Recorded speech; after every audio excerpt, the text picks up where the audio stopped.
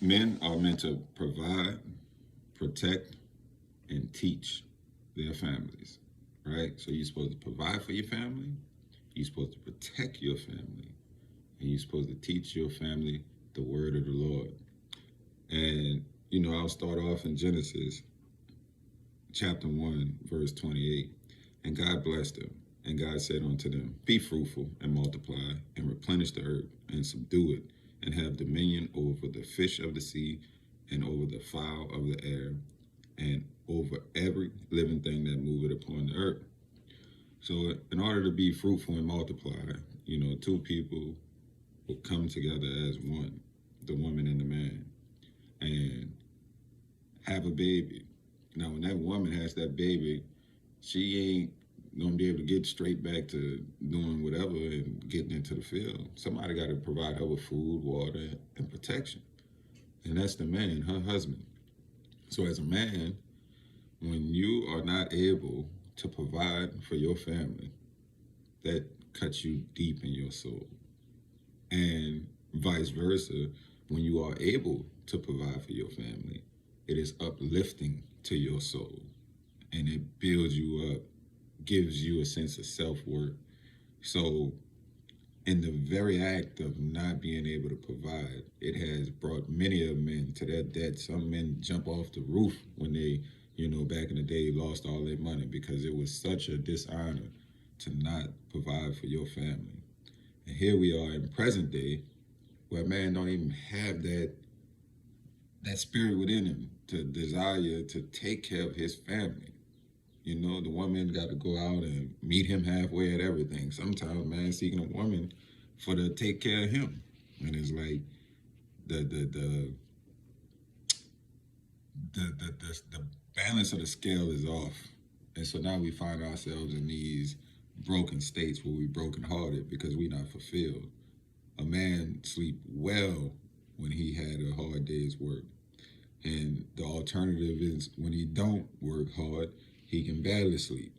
So a man is supposed to provide for his family, provide a home for his wife, make sure she got food in her stomach, make sure she got a roof over her head, and everything she need.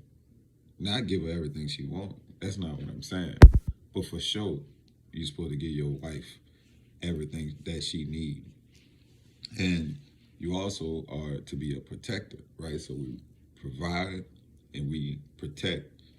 The Lord said his people aren't to live in fear, right?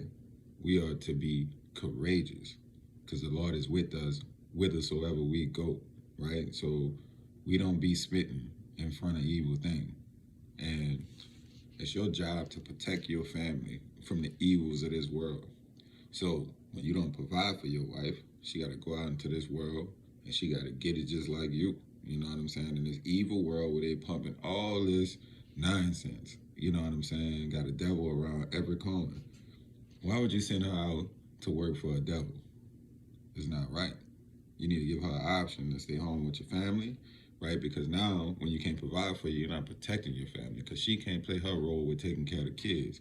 And not only is she being influenced by the world, but your kids are being influenced by the world, right?